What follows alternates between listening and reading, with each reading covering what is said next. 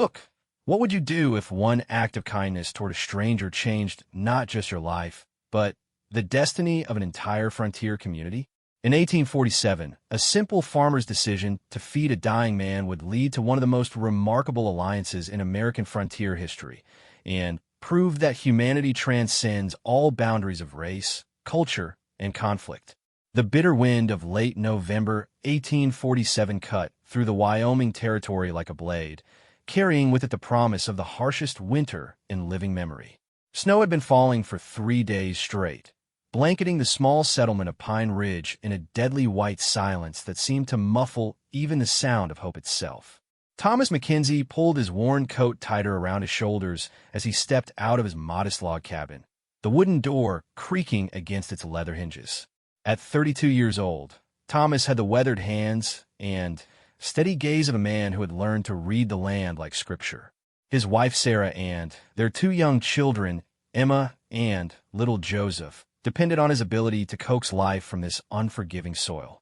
The Mackenzie farm sat on the eastern edge of Pine Ridge, a settlement of barely 40 families who had followed the promise of fertile land and new beginnings into this remote corner of the territory.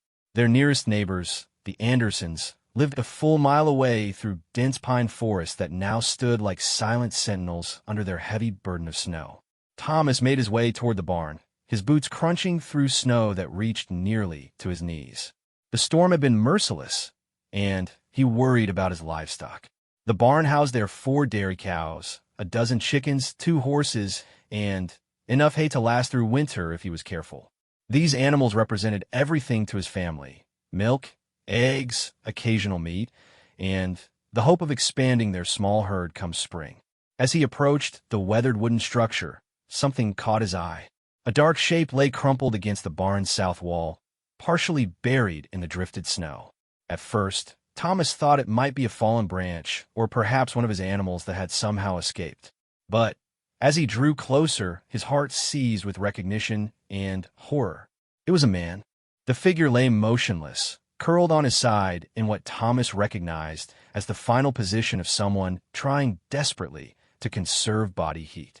Snow had accumulated over the man's still form, suggesting he had been there for hours, perhaps since the storm began in earnest the night before. Thomas dropped to his knees beside the stranger, frantically brushing away the snow.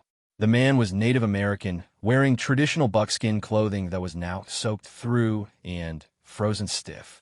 His long black hair was matted with ice, and his face had taken on the pale, waxy appearance that Thomas knew meant death was very near. But then he saw it, the barely perceptible rise and fall of the man's chest. He was alive, but just barely. Without hesitation, Thomas slipped his arms under the stranger's body and lifted him, grunting with effort.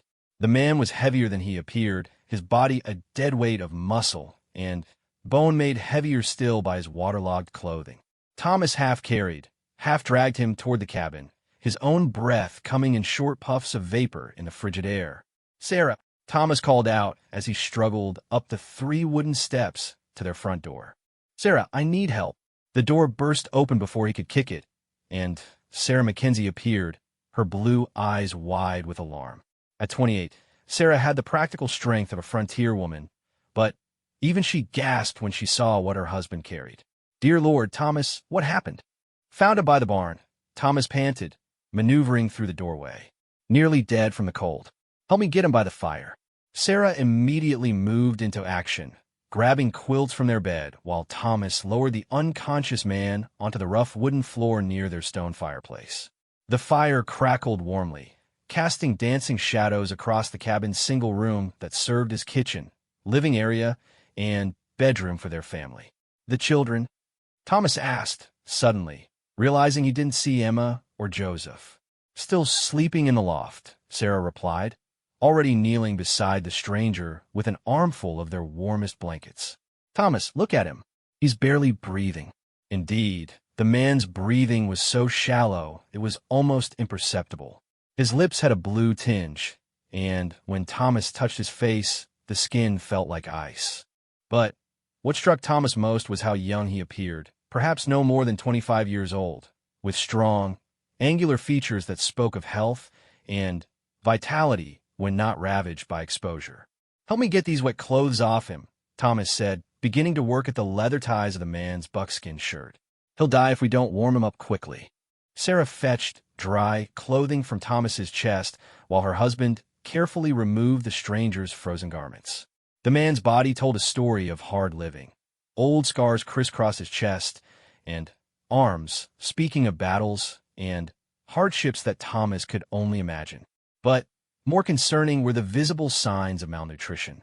His ribs showed clearly through his skin, and his face had the gaunt appearance of someone who had been without adequate food for weeks. "When did he last eat?" Sarah whispered, more to herself than to Thomas. As if in answer to her question, the man's stomach contracted visibly, producing a hollow, growling sound that echoed in the quiet cabin. Even unconscious, his body was crying out for sustenance. Thomas and Sarah worked in practice coordination, warming the stranger's body with gentle friction and surrounding him with every blanket and quilt they owned. Sarah heated water on their wood stove, while Thomas continued to massage circulation back into the man's hands and feet, all the while watching for any sign of returning consciousness. The wind outside continued its relentless assault on their small cabin, rattling the wooden shutters and sending occasional puffs of smoke back down the chimney. Thomas found himself wondering about this stranger's story. What had brought him to their isolated settlement? Where had he come from? And how long had he been traveling in this weather? More importantly, Thomas wondered if his neighbors would approve of what he was doing. Relations between white settlers and the various Native American tribes in the territory were complicated at best, often tense, and sometimes openly hostile. Just 6 months earlier, a wagon train 30 miles south had been attacked, resulting in casualties on both sides. Fear and mistrust ran deep on both sides of the cultural divide. But looking down at this dying young man, Thomas felt none of that fear. He saw only another human being in desperate need of help, and his conscience would not allow him to do anything less than everything in his power to save him. "The broth is ready," Sarah said softly, approaching with a steaming bowl of chicken broth she had been keeping warm on the stove. The rich aroma filled the cabin, and Thomas's own stomach responded with a rumble of hunger. "We need to try to get some of this into him," Thomas said, carefully lifting the stranger's head and shoulders. "Even if he can't swallow much, it might help." Sarah knelt beside them with a wooden spoon, carefully dripping small amounts of the warm broth between the man's lips. At first, nothing happened, and Thomas feared they might be too late.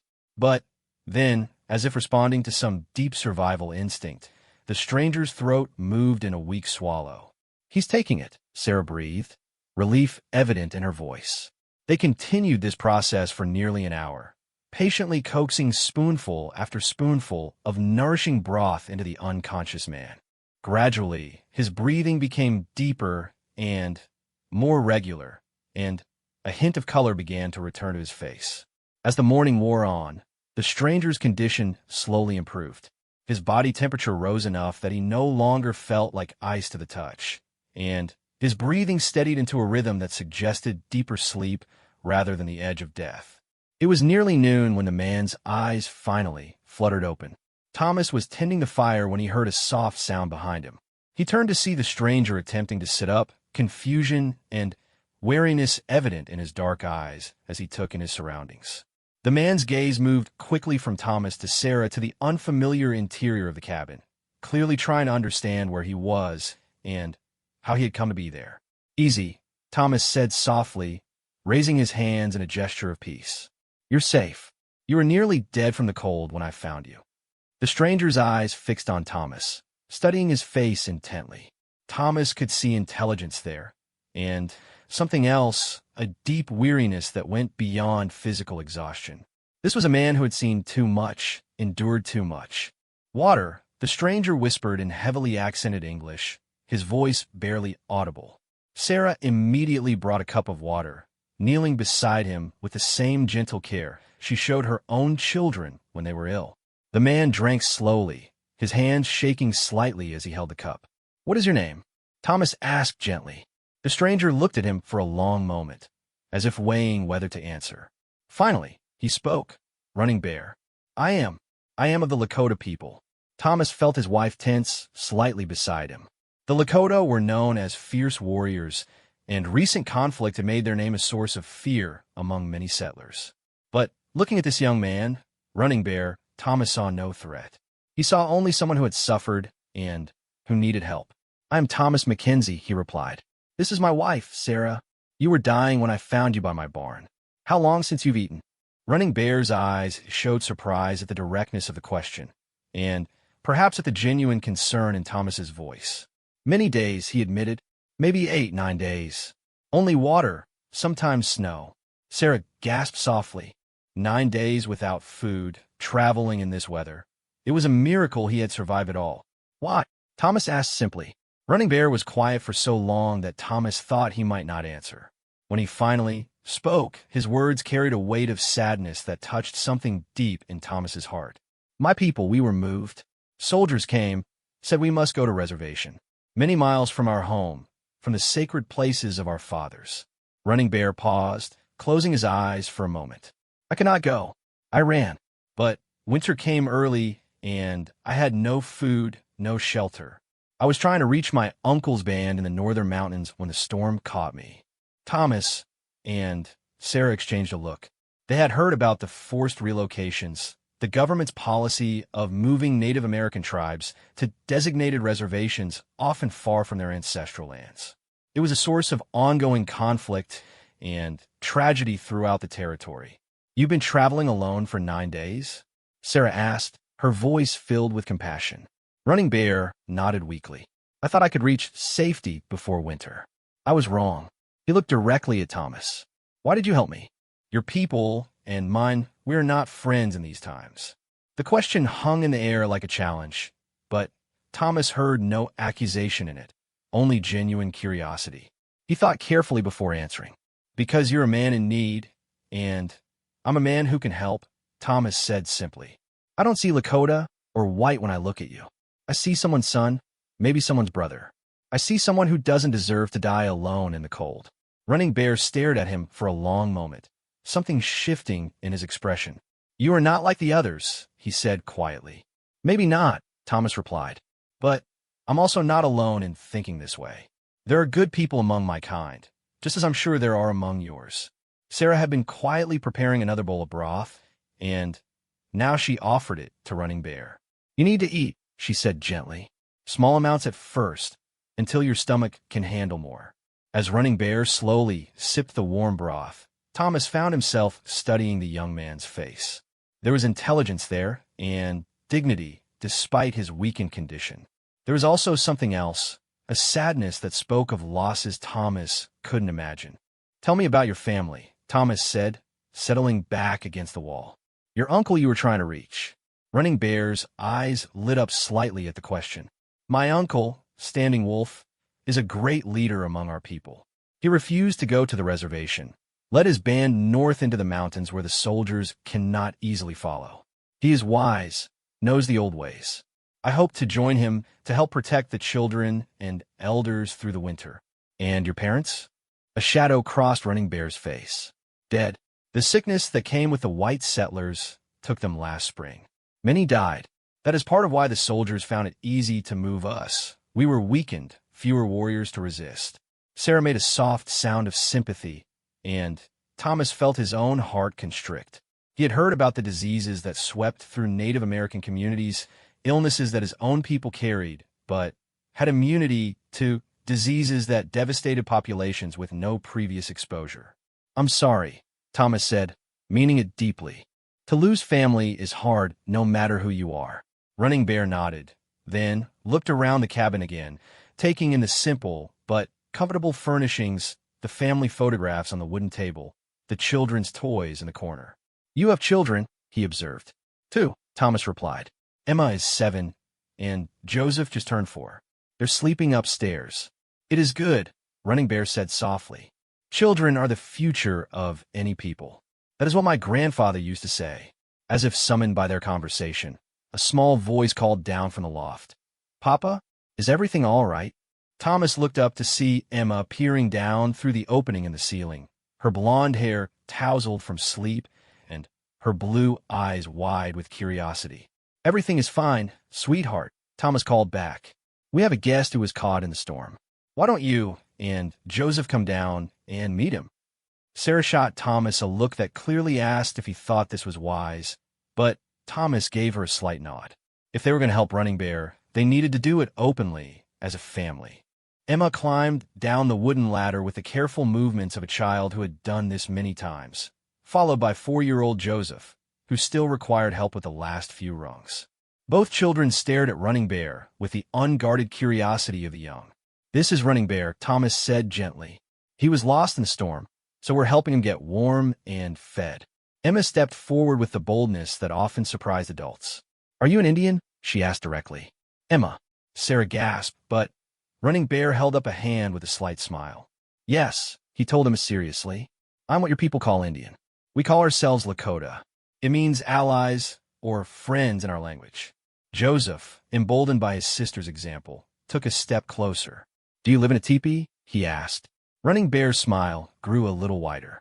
"Sometimes. My people use different homes for different seasons. In winter, we often live in warmer lodges made of earth and wood. In summer, when we follow the buffalo, we use teepees because they're easy to move." "Do you know any Indian stories?" Emma asked, settling down on the floor near Running Bear with the easy acceptance of childhood. "Many stories," Running Bear replied. "Stories about how the world was made, stories about the animals, stories about brave warriors, and wise women." Thomas watched this interaction with fascination. His children showed no fear, only curiosity, and Running Bear responded to them with genuine warmth. It struck Thomas that hatred and prejudice were learned behaviors, not natural ones. "Maybe later, when you're feeling stronger, you could tell us one," Thomas suggested. Running Bear looked at him with something like gratitude. "I will be honored." The afternoon passed quietly as Running Bear's strength slowly returned. Sarah prepared more substantial food, cornbread, and stew, while Thomas tended to the animals and checked their supplies. The storm was finally beginning to weaken, though snow continued to fall steadily.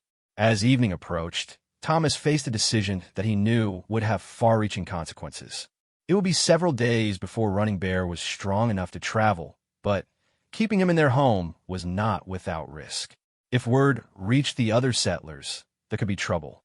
Some of his neighbors were decent people, but others harbored deep suspicions and fears about Native Americans.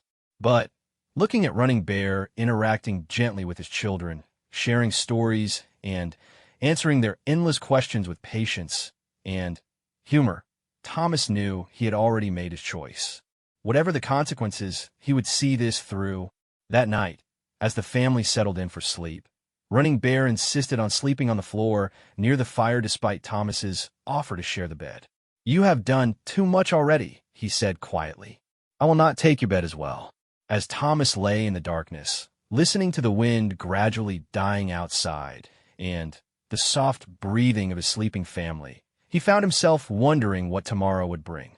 He had no way of knowing that his simple act of kindness was about to set in motion events that would change not just his own life, but the destiny of everyone in Pine Ridge Settlement. In the dying firelight, Thomas could just make out the form of Running Bear lying peacefully under Sarah's quilts. For the first time in days, the young Lakota warrior was truly warm and safe. But neither man could have imagined that word of their unusual household was already spreading through the vast network of communication that connected the Native American tribes of the region. Smoke signals had been seen on the distant mountains despite the storm, and riders were already carrying news of the white farmer who had saved a Lakota warrior's life. In the mountains to the north, Standing Wolf, the great leader whom Running Bear had sought to reach, was receiving reports of his nephew's rescue. The old chief listened carefully to every detail, his weathered face thoughtful as he considered the implications of what he was hearing. "A white man who shows honor to a Lakota warrior," he murmured to his council. "This is unusual. This is significant." What Standing Wolf decided to do with this information would soon transform a simple act of human kindness into something much larger, a test of whether two peoples, divided by culture, language, and bitter history, could find common ground in their shared humanity. As the first day of Running Bear's recovery drew to a close, Thomas Mackenzie slept peacefully, unaware that his decision to help a dying stranger had already begun to ripple outward like stones thrown into still water, creating waves that would eventually crash upon the shores of his quiet life, with a force that would test everything he believed about courage, community, and the true meaning of civilization. The second day dawned crisp and clear, with pale winter sunlight streaming through the cabin's small windows and casting long shadows across the snow-covered landscape. The storm had finally passed, leaving behind a world transformed into crystalline beauty that sparkled like diamonds scattered across an endless white canvas.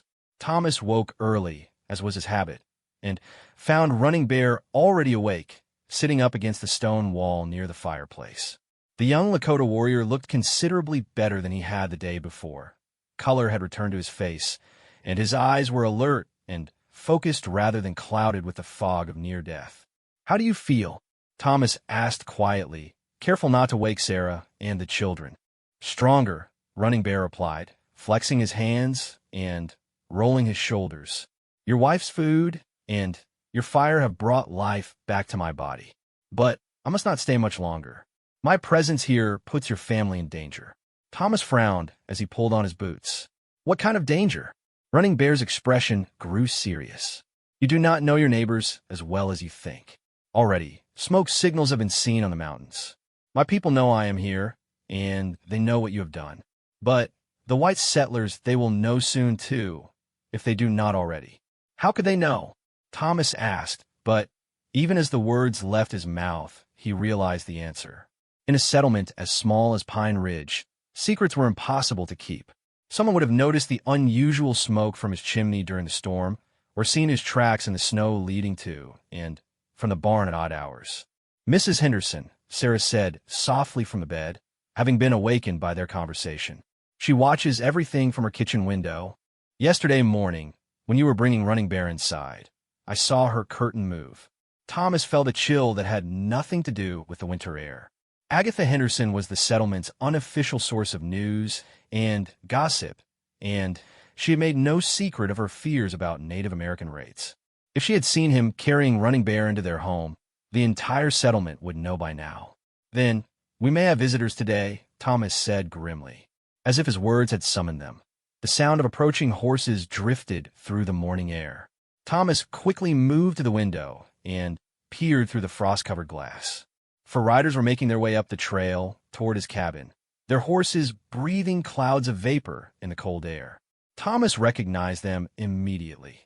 Sheriff Marcus Coleman, a fair but cautious man who had been elected to keep peace in the settlement. Jacob Morrison, who owned the general store and served as the town's unofficial mayor. Dr. William Hayes, the settlement's only physician, and bringing up the rear, Agatha Henderson's husband, Edmund, a man known for his quick temper and his vocal opinions about Native Americans. "Get dressed quickly," Thomas told Running Bear urgently. "Put on my spare clothes. If they ask, you're a trapper who got caught in the storm." But Running Bear shook his head. "No more lies. I will not hide who I am, and I will not let you lie for me. You showed me honor when you saved my life. Now I will show you honor in return." Before Thomas could argue, the sound of boots on the wooden steps announced the arrival of their visitors. Thomas took a deep breath and opened the door before they could knock. "Sheriff Coleman," Thomas said with careful politeness. "Gentlemen, what brings you out so early on such a cold morning?"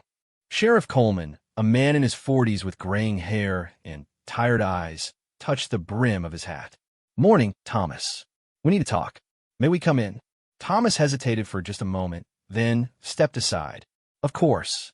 The 4 men entered the cabin, their heavy boots tracking snow across Sarah's carefully swept floor. Their eyes immediately fixed on Running Bear, who had risen to his feet and stood with quiet dignity beside the fireplace. "So, it's true," Jacob Morrison said, his voice carrying a note of accusation. "You're harboring a savage in your home, with your wife and children present." "I'm harboring a man who is dying in the cold," Thomas replied evenly. "Nothing more, nothing less." Dr. Hayes stepped forward, his medical training overriding his other concerns. "May I examine him? If he was as near death as you claim, there might be lasting effects." Running Bear looked at Thomas, who nodded encouragingly. The doctor quickly checked Running Bear's pulse looked into his eyes, and listened to his breathing. "Remarkable recovery," Dr. Hayes murmured. "He was severely hypothermic, I'd say, and shows signs of prolonged malnutrition. Without immediate care, he certainly would have died." He looked at Thomas with something like approval. "You saved his life." Edmund Henderson stepped forward aggressively. "That's all well and good, but what's he doing here in the first place? Lakota don't travel alone in winter unless they're up to something." "I was seeking my uncle's band," Running Bear said quietly, speaking for himself for the first time. "I was separated from my people during the move to the reservation. I became lost in the storm." "Convenient story," Henderson sneered. "How do we know you weren't scouting for a war party?" Running Bear's eyes flashed with anger, but his voice remained controlled. "If I were scouting for war, would I be foolish enough to collapse beside a settler's barn? Would I place myself at your mercy?" Sheriff Coleman raised a hand for silence. "Enough. Thomas, I appreciate what you did. No man should be left to die in the cold, regardless of his race. But you need to understand the position this puts us all in. There are folks in town who are scared, and scared people make poor decisions." "What are you suggesting?" Thomas asked. "I'm suggesting," Coleman replied carefully, "that your guest needs to move on as soon as he's able. For everyone's safety." "He's barely recovered," Sarah interjected, speaking for the first time. "Dr. Hayes just said he was nearly dead. How can you ask us to send him back out into the wilderness?" "Ma'am," Coleman said respectfully, "I understand your compassion, but we have 40 families in this settlement, including children. If word spreads that we're sheltering Lakota warriors, it could draw unwanted attention from both sides." Running Bear stepped forward. "The sheriff speaks wisdom. I will leave today." "No," Thomas said firmly. "You're not strong enough, and another storm is coming. I can feel it in the air." Indeed, the clear morning sky was already beginning to cloud over in the west, and the wind was picking up again. Dr. Hayes looked uncomfortable. "Thomas is right about his condition. This man needs at least 2 more days of rest and proper food before he should attempt any serious travel." 2 days, Henderson exploded.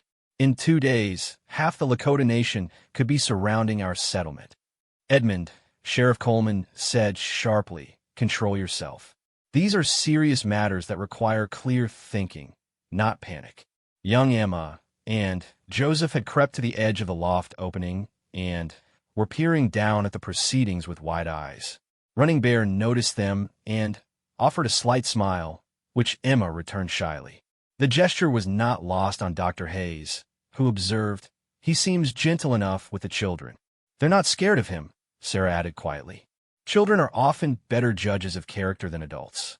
Jacob Morrison, who had been silent for several minutes, finally spoke. "Thomas, you put us all in a difficult position. But what's done is done. The question now is how we handle it." "What do you mean?" Thomas asked. Morrison looked around the group before continuing. "If we're going to allow this person to remain in our settlement for a few more days, we need assurances. Guarantees that this isn't some kind of trap." "What kind of guarantees?" Sheriff Coleman asked. "He should be confined to this cabin," Morrison said. "No wandering around the settlement. No contact with anyone outside this family. And someone should stand watch." Running Bear's jaw tightened at the suggestion, but he remained silent. Thomas felt his own anger rising. "He's a guest in my home, not a prisoner. I won't have him treated like a criminal." "He's an armed warrior from a hostile tribe," Henderson countered. "How do we know he won't cut all your throats in your sleep?" "Because if he wanted to do that," Thomas replied hotly, "he could have done it yesterday when I first brought him inside. I was alone with him for 20 minutes before Sarah even knew he was here." The room fell silent as everyone considered this logic. Dr. Hayes cleared his throat. "If I may make a suggestion, what if we allow him to remain under Thomas's supervision for 2 days to recover his strength? In return, perhaps he could provide us with some assurance of safe passage for our settlement." All eyes turned to Running Bear, who had been listening to this debate about his fate with stoic patience. "I cannot speak for all my people," he said finally, "but I can speak for myself and for my uncle's band. I give you my word that no harm will come to this settlement from Standing Wolf's warriors while I am here. And when I leave, I will carry word of the kindness I was shown." "The word of a savage means nothing," Henderson muttered. Running Bear's eyes blazed, and for a moment Thomas saw the warrior beneath the recovering invalid. "I am Running Bear, son of Iron Thunder, grandson of Soaring Eagle, nephew to Standing Wolf, keeper of the sacred pipe. My word has value among my people, because I have earned that value through deeds of honor. If my word means nothing to you, it is because you do not understand the meaning of honor." Even Henderson stepped back slightly under the force of Running Bear's dignity and controlled anger. Sheriff Coleman looked thoughtful. "What exactly does carrying word of kindness mean?" Running Bear turned to him. "It means that Standing Wolf will know that there are white people who show mercy to their enemies. It means that when my uncle's council discusses how to deal with settlers in this region, they will remember that Thomas Mackenzie saved a Lakota life when he could have let me die. And what difference would that make?" Morrison asked skeptically. "Perhaps none," Running Bear admitted. "Or perhaps it would mean the difference between war and peace in this valley. I cannot promise what my uncle will decide, but I can promise that your kindness will be remembered and spoken of with respect." Dr. Hayes nodded slowly. "That seems significant." The men talked for another hour, debating the risks and benefits of allowing Running Bear to remain. In the end, it was Sheriff Coleman who made the decision. 2 days, he said finally. "Thomas, you're responsible for your guest. He doesn't leave this property without escort, and you report anything unusual to me immediately. Dr. Hayes will check on his condition tomorrow. After that, he leaves, storm or no storm." Thomas nodded reluctantly. It wasn't ideal, but it was better than forcing Running Bear out immediately. As the visitors prepared to leave, Dr. Hayes pulled Thomas aside. "You did the right thing," he said quietly. "Whatever else happens, you couldn't have lived with yourself if you'd let him die." After the men left, the cabin felt strangely quiet. Running Bear stood by the window, watching the riders disappear down the trail. "I'm sorry," he said without turning around. "I have brought trouble to your home." "You didn't bring trouble," Thomas replied. "You brought a choice. I made that choice, and I'll stand by it." Sarah began preparing the midday meal, her movements efficient but tense. "What happens after 2 days?" she asked. "I leave," Running Bear said simply. "I am strong enough now to reach my uncle's territory if the weather holds." But even as he spoke, the wind outside was picking up, and dark clouds were gathering on the western horizon. Thomas could feel the atmospheric pressure dropping, and his bones ached with the familiar warning of another approaching storm. That afternoon, while Running Bear rested and regained his strength, Thomas went about his usual chores with a heavy heart. He fed the animals, chopped firewood, and checked his supplies, but his mind kept returning to the morning's confrontation.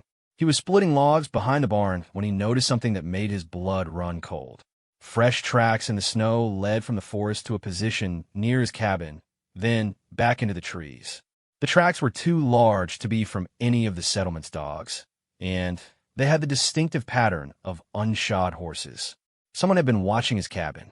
Thomas followed the tracks to the edge of the tree line, where he found clear evidence that at least 3 riders had waited in concealment for some time. They had observed the morning's meeting between Thomas and his visitors, and they had seen the sheriff and the other men leave. But who were they? Were they from Running Bear's people, checking on their wounded kinsmen? Or were they from a different tribe, possibly hostile scouts planning something more sinister? Thomas decided not to mention the tracks to Sarah or Running Bear immediately. No point in causing alarm until he knew more. That evening, as the family gathered around their simple wooden table for supper, Running Bear proved to be an engaging companion. He answered Emma and Joseph's endless questions about his people's customs, told them stories about the animals of the plains, and even taught them a few words in Lakota. "What does Midikui Oyasin mean?" Emma asked, struggling with the pronunciation. "It means all my relations," Running Bear explained. "It reminds us that we are connected to all living things, the animals, the plants, the earth itself, and all people, even those who look different from us." "Even white people?" Joseph asked innocently. Running Bear looked at Thomas and Sarah, then back at the children. "Yes, little brother, even white people. We are all part of the same creation." Sarah smiled at this, but Thomas noticed a shadow pass across Running Bear's face as he spoke. The young warrior was clearly struggling with his own beliefs about unity and connection in light of recent conflicts between their peoples. Later, After the children had been tucked into their beds in the loft, the three adults sat by the fire, sharing the comfortable silence of people who had found unexpected common ground. "Tell me about your family," Sarah said gently. Before the sickness came, Running Bear was quiet for a moment, staring into the flames. "My father was a great hunter," he finally said. "He could track a deer through rock country where other men saw no sign. My mother was known for her beadwork. Her designs were sought after by women from many bands." "Do you have brothers or sisters?" Thomas asked. "I had a sister," Running Bear replied, his voice barely above a whisper. "Little Fox. She was 12 winters old when the spotted sickness came. She died in my arms." Sarah made a soft sound of sympathy, and Thomas felt his heart constrict. He thought of his own Emma, so close to that same age, and couldn't imagine the pain of such a loss. "I'm sorry," Sarah said, reaching out to touch Running Bear's hand briefly. "No parent should have to bury a child." Running Bear looked at her with surprise, clearly not expecting such open compassion from a white woman. "You understand grief," he observed. "I lost my first baby," Sarah admitted quietly, "before Emma was born. Sometimes I think grief is what makes us most human. It teaches us to value what we have while we have it." The three sat in contemplative silence, bound together by their shared understanding of loss and the fragility of life. Outside, the wind continued to build, and the first flakes of new snow began to tap against the windows. Another storm was indeed coming, just as Thomas had predicted. Whatever Running Bear's plans for leaving, they would have to wait another day. But, unbeknownst to the occupants of the warm cabin, other plans were already in motion. In the mountains to the north, Standing Wolf had received detailed reports of his nephew's rescue and the subsequent visit from the settlement's leaders. The old chief had listened carefully to every word, weighing each detail in his mind. Now, as evening fell and the storm began in earnest, Standing Wolf was making decisions that would affect everyone in Pine Ridge Settlement. He had sent messengers to other band leaders, calling for a gathering. He had ordered his best scouts to watch the settlement from a distance, to count its defenders and assess its weaknesses. But, most significantly, he had begun to form a plan, a test that would determine whether the white farmer Thomas Mackenzie was truly different from other settlers, or whether his act of kindness was merely an isolated incident in a sea of hostility and mistrust. By morning, 200 Lakota warriors would begin moving south toward Pine Ridge Settlement, and Running Bear's presence in Thomas Mackenzie's cabin would become the center of a drama that would test the limits of courage, compassion, and the possibility of peace between two peoples who had known too much conflict. As Thomas banked the fire for the night and prepared to sleep, he had no idea that his simple act of saving a dying man was about to become the focal point of one of the most significant tests of human character in the history of the frontier. The storm raging outside was nothing compared to the tempest of events that morning would bring to his quiet settlement. Running Bear, lying on his bed of quilts by the dying fire, was equally unaware of his uncle's plans. He knew only that he was alive because of Thomas Mackenzie's kindness, and that this kindness had given him hope that perhaps there was a path to peace between their peoples. Neither man could have imagined that by dawn, the peaceful settlement of Pine Ridge would be surrounded by warriors, and that the entire future of the region would depend on choices made by ordinary people caught in extraordinary circumstances. The snow continued to fall throughout the night, covering the tracks of the mysterious watchers, blanketing the settlement in deceptive tranquility, and setting the stage for a confrontation that would become legend. The third morning broke gray and still, with an ominous quality to the silence that made Thomas uneasy even before he fully woke. The storm had passed again during the night, but instead of the peaceful aftermath he expected, there was something different in the air, a tension that seemed to press against the cabin walls like an invisible presence. Thomas rose quietly and moved to the window, carefully lifting the edge of the wooden shutter to peer outside. What he saw made his blood turn to ice. They were everywhere. Standing like silent sentinels among the pine trees that surrounded his property were dozens of mounted Lakota warriors. They sat motionless on their horses, wrapped in blankets and buffalo robes, their faces painted for war, their weapons clearly visible. They made no effort to hide themselves. Indeed, they seemed positioned specifically to be seen. Thomas's hands trembled as he counted what he could see from his limited vantage point. 20, 30, 40 warriors, and those were only the ones visible from his window. How many more were positioned around the settlement where he couldn't see them?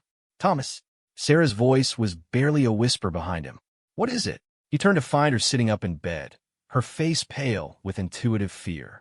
Running Bear was also awake, standing near the fireplace with his back rigid and his expression unreadable. We're surrounded, Thomas said quietly, trying to keep his voice steady for Sarah's sake. There must be 50 warriors out there, maybe more. Sarah's hand flew to her mouth, stifling a gasp. In a loft above, Thomas could hear Emma and Joseph beginning to stir, their innocent morning chatter a stark contrast to the deadly serious situation unfolding below. Running Bear moved to the window and looked out for himself. When he turned back, his expression was grim, but not surprised. "My uncle," he said simply. "Standing Wolf has come." "Your uncle did this?" Thomas demanded, feeling a surge of betrayal. "I saved your life, and this is how your people repay me?" Running Bear's eyes flashed with something like pain. "You do not understand. My uncle is not here to attack. If he wanted to destroy your settlement, you would already be dead, and we would not be having this conversation. Then what does he want?" Before Running Bear could answer, the sound of approaching horses came from the direction of the settlement. Thomas looked out again and saw Sheriff Coleman and several other men riding hard toward his cabin, their horses kicking up clouds of snow in their urgent pace. "Trouble coming from both directions," Thomas muttered. The riders reached his cabin and dismounted quickly, their faces etched with fear and anger. Sheriff Coleman was accompanied by Jacob Morrison, Edmund Henderson, and, surprisingly, Dr. Hayes. All were armed, and Henderson carried a rifle with obvious intent. "Mackenzie," Coleman shouted as he approached the door. "Open up. We need to talk." Thomas opened the door to find 4 very angry and very frightened men standing on his porch. "You see what your kindness has brought us," Henderson snarled, gesturing toward the warriors visible among the trees. "They've surrounded the entire settlement. Every cabin, every family is trapped." "How many?" Thomas asked, dreading the answer. "At least 200, Morrison said, his voice shaking. "They appeared at dawn like ghosts. No one saw them coming, no one heard anything. They're just there." Dr. Hayes looked past Thomas into the cabin. "Where is he? Where's your Indian friend?" "Running Bear is here," Thomas replied. "And he says this is his uncle's doing." "His uncle?" Coleman's eyes widened. "Are you telling me we're dealing with family business here?" Running Bear appeared in the doorway, and the sight of him caused all 4 men to step back and raise their weapons. "I am Running Bear," he said with calm dignity, "and the warriors you see are led by my uncle, Standing Wolf. They have not come to bring war." "Then, why are they here?" Henderson demanded, his rifle trained on Running Bear's chest.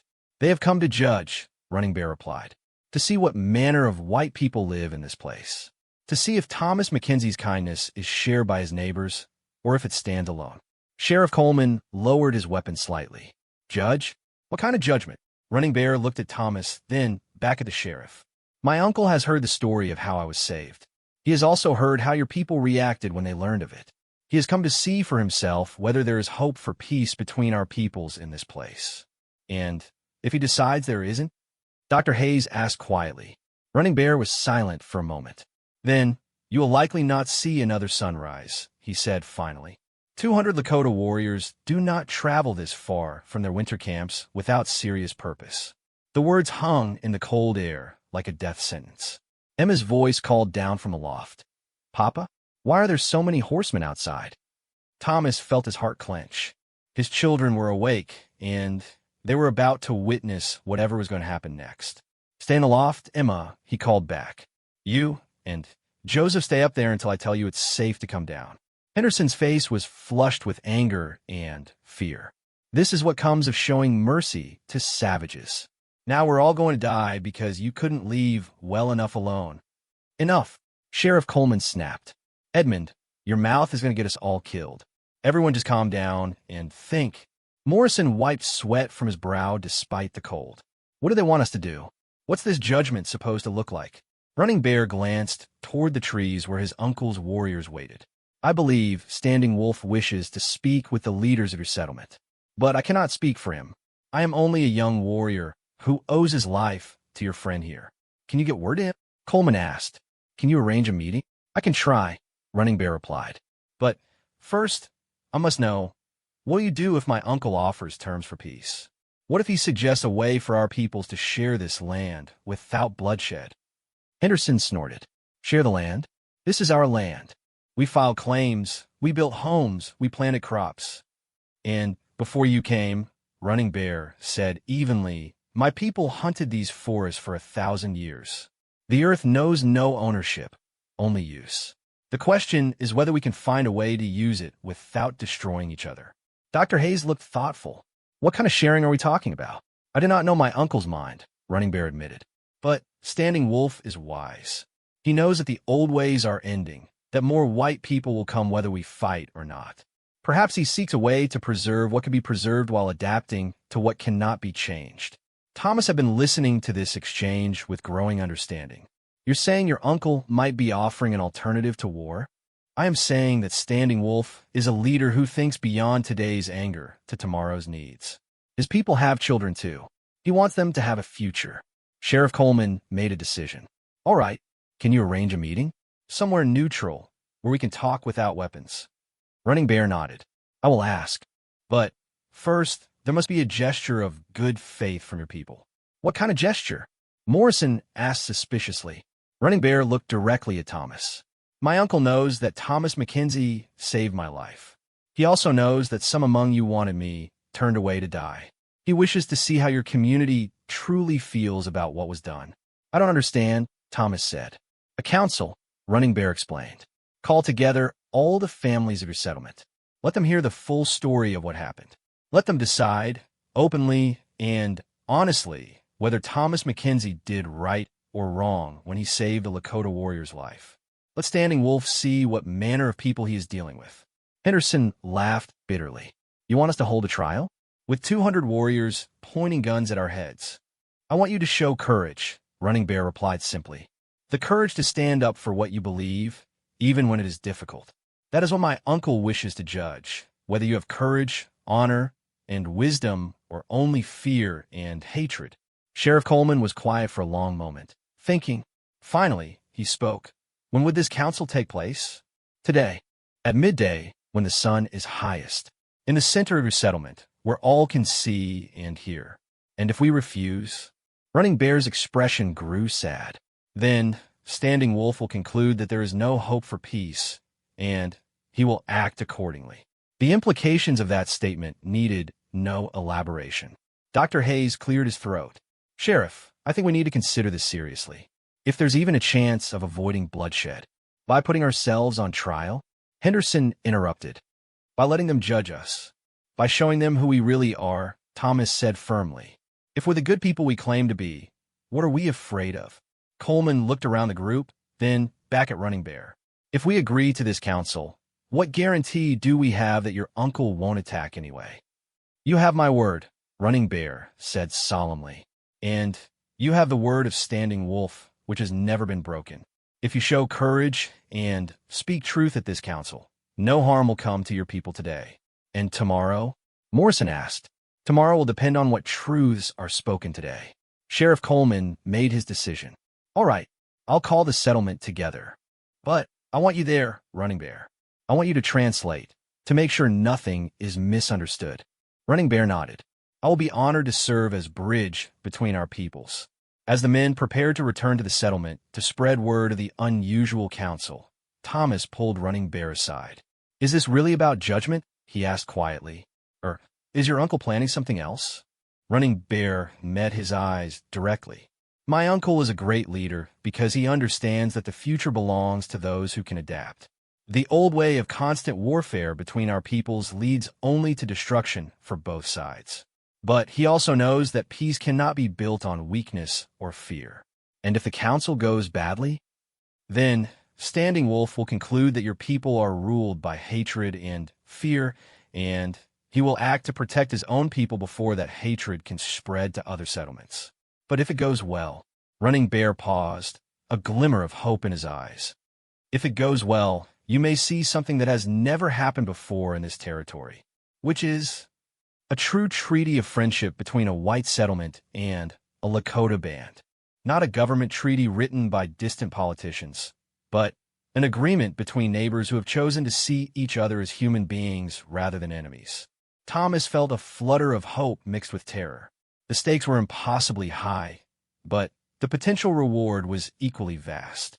As Sheriff Coleman and his men rode back toward the settlement, Thomas found himself alone with his family and running bare for what might be the last time. Sarah was trying to keep busy preparing food, but he could see the fear in her movements. The children, sensing the tension, were unusually quiet. "What happens if they vote against what I did?" Thomas asked. Running Bear was quiet for a moment. "Then I will tell my uncle that you acted alone, that your kindness was not shared by your people. He will honor the debt to you personally, but the settlement dies. Not necessarily dies, but Standing Wolf will see no reason to trust or negotiate with people who would let a man die in the cold simply because of his race. He will see only enemies who must be driven away before they can cause harm." Thomas nodded grimly. He understood the logic, even if he didn't like it. The morning passed slowly, with Thomas going about his normal chores while trying not to think about the warriors watching from the forest. Every time he stepped outside, he could feel their eyes on him, studying his every movement. At one point, he saw a lone rider emerge from the trees and approach his cabin. The warrior was older than Running Bear, with gray streaks in his long black hair, and the bearing of a man accustomed to command. He stopped his horse 50 yards away and sat motionless, studying Thomas with intelligent, calculating eyes. "My uncle," Running Bear said quietly, appearing at Thomas's shoulder. Standing Wolf and Thomas stared at each other across the snowy yard for several long moments. Then the Lakota chief raised his hand in a gesture that might have been greeting or acknowledgement, turned his horse, and rode back into the trees. "What was that about?" Thomas asked. "He wanted to see you for himself," Running Bear replied. "To look into the eyes of the man who saved his nephew's life. To judge whether you acted from true compassion or from some other motive." "And what did he conclude?" Running Bear smiled slightly. "That remains to be seen. But you are still alive, which is a good sign." As midday approached, the tension in the cabin became almost unbearable. Sarah had prepared a meal, but none of them could eat much. Emma and Joseph sensed the adults' fear and stayed close to their parents, asking fewer questions than usual. Finally, the sound of many voices could be heard approaching from the direction of the settlement. Thomas looked out to see the entire population of Pine Ridge walking toward the central area near the church and general store, men, women, and children, all coming to participate in a council that would determine their fate. "It's time," Sheriff Coleman called from outside. Thomas looked at his family, at Sarah's frightened but determined face, at his children's wide, trusting eyes, at Running Bear standing quietly by the door. "Whatever happens," he said softly, "I want you all to know that I'm proud of the choice I made. Saving a man's life is never wrong, no matter what anyone says." Sarah came to him and took his hand. "We'll face this together," she said simply. Running Bear straightened his shoulders and checked his appearance one last time. "I am ready," he said.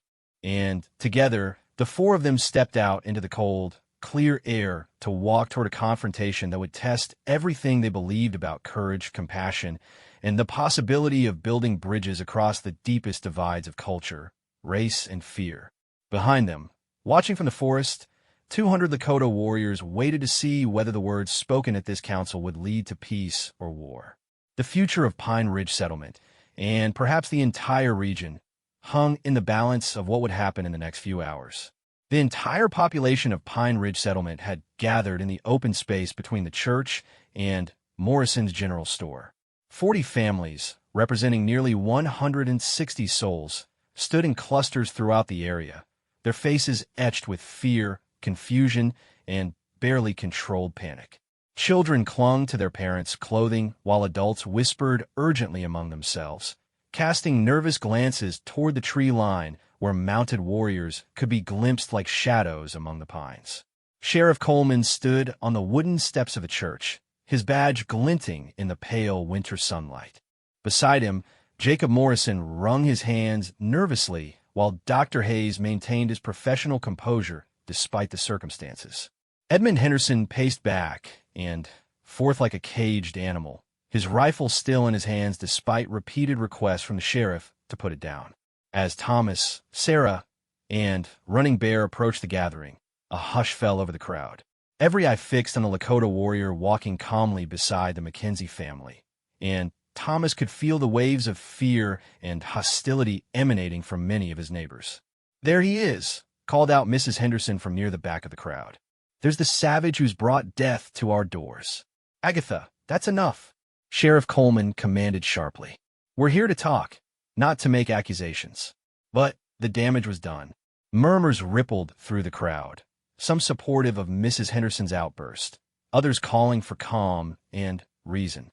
Thomas could see that his community was already dividing into factions before the council had even begun. Running Bear seemed unaffected by the hostile reception. He walked with quiet dignity, his head held high, his eyes alert but showing no fear.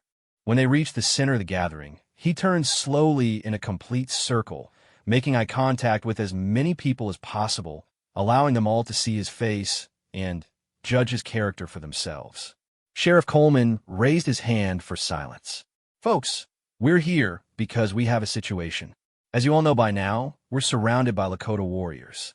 Their leader wants to hold a council, a meeting to judge whether there's hope for peace between our peoples." "Peace," shouted a man named Robert Carter, who lived on the far edge of the settlement. "They come here with hundreds of warriors and talk about peace? This is intimidation, pure and simple." "Maybe so," Coleman replied. "But the alternative to talking is fighting, and I don't need to tell you how that would likely end. We're outnumbered 5-1, and they have the advantage of position." A woman named Margaret Sullivan stepped forward, her infant son clutched tightly in her arms. "Sheriff, what exactly do they want from us? What's this judgment supposed to prove?" Coleman looked at Running Bear, who nodded and stepped forward to address the crowd directly. "My people want to know whether the kindness shown to me by Thomas Mackenzie represents the true spirit of your community or whether it was an isolated act by one man," Running Bear said, his voice carrying clearly across the gathering. "They want to know whether you are people who can be trusted, people who show mercy even to enemies, or whether you are ruled by fear and hatred. And if we fail this test," called out Dr. Hayes. Running Bear's expression grew solemn. "Then my uncle will conclude that there is no hope for peace in this place, and he will act accordingly." The crowd erupted in angry voices and fearful exclamations. Thomas heard fragments of shouted conversations. "This is blackmail. We should never have allowed this. My children are going to die because of Mackenzie's soft heart.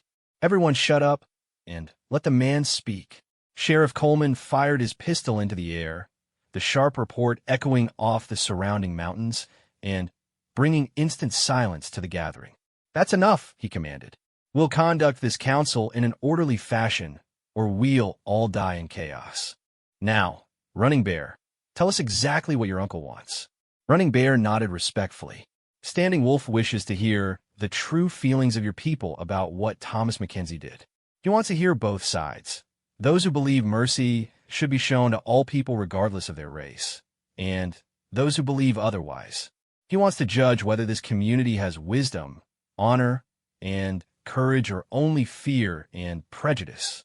He wants us to put Thomas on trial," Henderson said bitterly, "with our lives hanging in the balance if we give the wrong verdict." "Not a trial," Running Bear corrected. "A council, a sharing of truth. In my culture, councils are sacred gatherings where all voices are heard and wisdom is sought from the community as a whole." An older woman named Elizabeth Garrett, who was respected throughout the settlement for her fairness and good judgment, stepped forward. "Young man, I have a question for you. When Thomas saved your life, did you know that warriors would come for you?" Running Bear met her eyes directly. "No, honored grandmother. I believed I would either recover and continue my journey or die in the attempt. I never imagined my uncle would learn of my rescue, much less bring warriors here. But you must have known the risk Thomas was taking by helping you." "Yes," Running Bear admitted. "I knew that many white people fear and hate my people just as many of my people fear and hate yours. I tried to leave early to spare his family from consequences. Thomas insisted I stay until I was strong enough to survive the journey. Elizabeth nodded thoughtfully, then turned to address the crowd. Folks, I've been listening to all this talk, and I think we're missing something important. This young man could have lied to us. He could have pretended to be something he's not, could have hidden his identity. Instead, he's been honest about who he is and why he's here. That tells me something about his character. It tells me he's arrogant. Henderson shot back. He walks among us without shame, bringing death to our families. Edmund Henderson, Elizabeth said sharply. That young man didn't bring death here. He brought a choice. The choice of whether we're the kind of people who live up to our Christian values, or whether those values only apply when it's convenient. Murmurs of agreement and disagreement rippled through the crowd. Thomas could see that Elizabeth's words had struck home with many people, but others remained unmoved. Jacob Morrison stepped forward. This is all very philosophical, but we have a practical problem. Even if we decide that Thomas did the right thing, what guarantee do we have that these warriors will leave us in peace? Running Bear looked toward the forest, where the mounted figures of his uncle's warriors could be seen among the trees. I cannot make promises for Standing Wolf, but I can tell you this, my uncle is a great chief because he thinks not just of today, but of tomorrow and the day after. He knows that more white people will come to this territory whether he likes it or not. The question he faces is whether to fight each group as they arrive, or whether to find a way to live alongside those who prove themselves worthy of trust. Dr. Hayes stepped forward. Are you saying your uncle might be willing to make some kind of formal agreement with our settlement? I'm saying that Standing Wolf has traveled far from his winter camp with 200 warriors because he believes this moment is important. What happens here today will influence his decisions about how to deal with white settlers throughout this region. A young father named Peter Walsh, holding his 5-year-old daughter, spoke up. What kind of agreement are we talking about? What would it mean for our children? Running Bear considered the question carefully. It would mean that your children and mine might grow up knowing each other as neighbors rather than enemies. It would mean that when your children play in the forest, they would not need to fear Lakota warriors, and when Lakota children hunt in the same forest, they would not need to fear white settlers. And in return? Morrison asked. In return, your people would need to show the same respect for Lakota rights that you would want for your own. You would need to understand that this land holds sacred meaning for my people, just as your churches and cemeteries hold sacred meaning for you. Mrs. Sullivan shifted her baby to her other arm. What does that mean practically? Are you saying we couldn't expand our farms, couldn't build new homes? I'm saying that such things would be discussed and agreed upon rather than simply taken by force. There is room in this valley for both peoples, if both are willing to share. Thomas had been listening to this exchange with growing amazement. The conversation had moved far beyond the simple question of whether he had been right to save Running Bear's life. They were now discussing the possibility of something unprecedented, a true partnership between a white settlement and a Native American band. But he could also see that not everyone in the crowd was receptive to such ideas. Henderson and his supporters looked increasingly angry, while others appeared genuinely intrigued by the possibilities. Sheriff Coleman sensed the growing tension. All right, folks, I think it's time we heard from different voices in the community. This is our chance to speak honestly about what we believe. Elizabeth, would you start us off? Elizabeth Garrett stepped forward confidently. I've lived 63 years, and I've learned that you judge people by their actions, not by the color of their skin or the language they speak. Thomas Mackenzie saw a dying man and saved his life.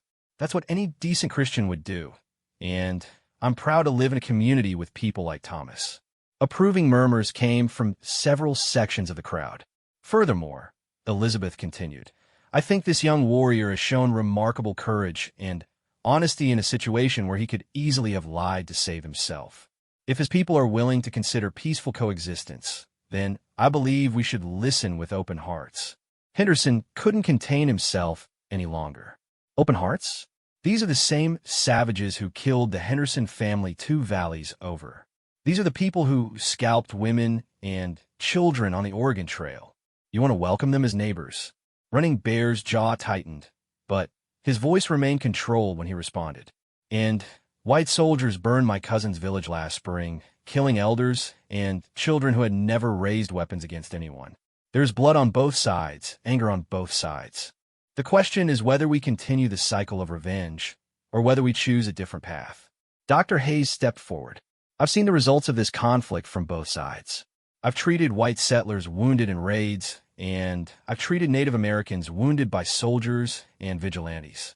The cycle of violence serves no one except those who profit from continued war. So what are you suggesting? Asked Robert Carter. I'm suggesting we listen to what this young man and his uncle are proposing. If there's even a chance of ending the bloodshed, don't we owe it to our children to explore it? Peter Walsh spoke up again. But how do we know we can trust them? How do we know this isn't just a trick to get us to lower our guard? Running Bear addressed him directly. You know, because Standing Wolf could have attacked your settlement at dawn when you were all still sleeping. You know, because he sent me to speak with you rather than simply demanding your surrender. You know, because he has surrounded you with warriors, but allowed this council to take place without interference. He's got a point, admitted Morrison reluctantly. If they wanted us dead, we'd be dead already. Mrs. Henderson pushed forward angrily. So we're supposed to be grateful that they haven't massacred us yet? We're supposed to reward them for their restraint. We're supposed to be smart enough to recognize an opportunity when we see one, Elizabeth replied firmly. How many settlements in this territory can say they've been offered a chance at peaceful coexistence? How many have been given a choice between war and partnership? The debate continued for nearly an hour, with voices raised on both sides. Some settlers spoke passionately about the need for mercy and understanding, citing their religious beliefs and their hopes for their children's future. Others argued just as passionately about the dangers of trusting traditional enemies and the need to protect their families at all costs. Through it all, Running Bear stood quietly, answering questions when asked, but mostly observing the democratic process with obvious fascination. Thomas noticed that the young warrior seemed particularly interested in the way women like Elizabeth and Margaret were allowed to speak freely and have their opinions considered equally with those of the men. Finally, Sheriff Coleman called for a formal decision. Folks, we need to reach a conclusion. The sun is past its highest point, and I suspect Standing Wolf is waiting for our answer. Let's have a clear vote on two questions. First, do we believe Thomas Mackenzie acted rightly when he saved Running Bear's life? Hands rose throughout the gathering. Thomas counted quickly and felt his heart sink. It was close, but the majority supported him. However, a significant minority, led by Henderson, clearly disagreed. Second question, Coleman continued. Are we willing to hear Standing Wolf's proposals for peaceful coexistence between our settlement and his people? This vote was even closer, with some people who had supported Thomas's actions still expressing reluctance to engage with the Lakota band. Running Bear had been watching both votes carefully. When they were finished, he nodded solemnly.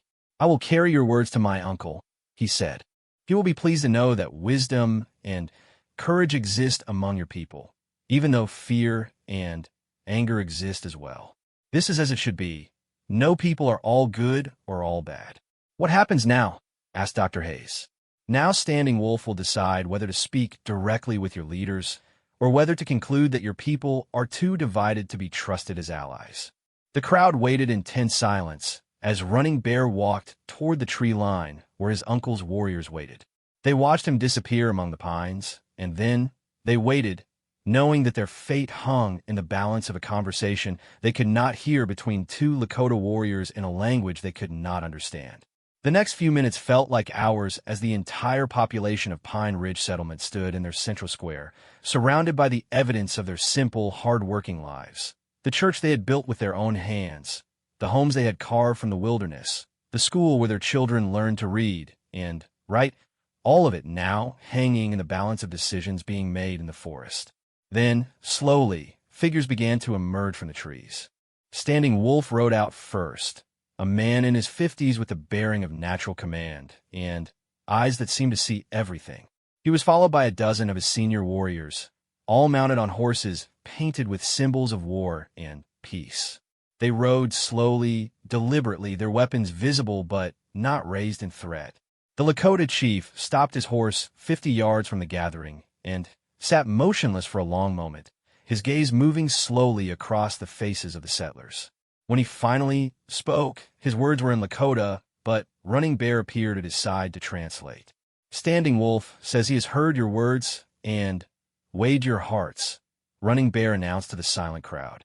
He says he sees both courage and fear among you, both wisdom and foolishness. This is good. It shows you are real people, not perfect saints or devils. Standing Wolf spoke again, and Running Bear continued the translation. He says that Thomas Mackenzie has shown the kind of honor that Standing Wolf respects. A man who will save an enemy's life is a man who might be trusted to keep his word in other matters. Relief flooded through Thomas, but he could see that Standing Wolf wasn't finished speaking. My uncle says he is willing to speak with your leaders about terms for sharing this valley in peace. But such talks must be between equals, between people who respect each other's strength and honor. You have shown some of both today. Sheriff Coleman stepped forward. What would these talks involve?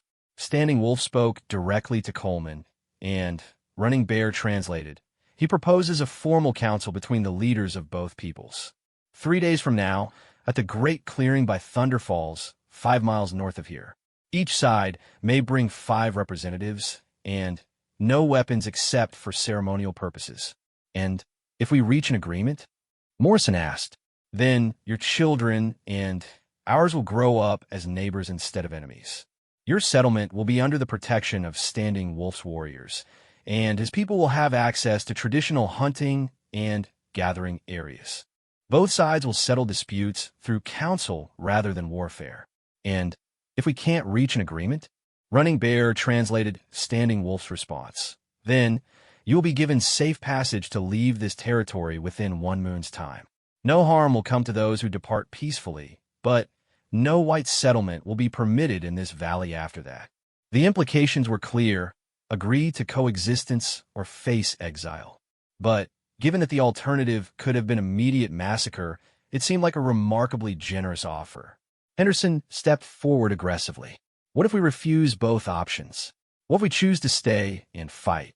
Standing Wolf's expression hardened, and when he spoke, his voice carried the unmistakable tone of a man stating fact rather than making threats. Running Bear's translation was equally direct. Then you will die. All of you. But Standing Wolf hopes you are wiser than that. The stark honesty of the statement silenced even Henderson. Elizabeth Garrett stepped forward and spoke directly to Standing Wolf in a clear, strong voice. We thank you for offering us choices instead of simply imposing your will. That shows honor and wisdom. We will send representatives to your council. Standing Wolf nodded approvingly as Running Bear translated her words. Then the great chief spoke once more, his words carrying the weight of solemn promise. Standing Wolf says the next 3 days will show whether two peoples can choose wisdom over hatred, understanding over fear. He hopes your representatives will come with open hearts and minds ready to build something new. With that, Standing Wolf raised his hand in a gesture of farewell and turned his horse back toward the forest. His warriors followed in disciplined formation, and within minutes, the settlement was no longer surrounded by mounted fighters.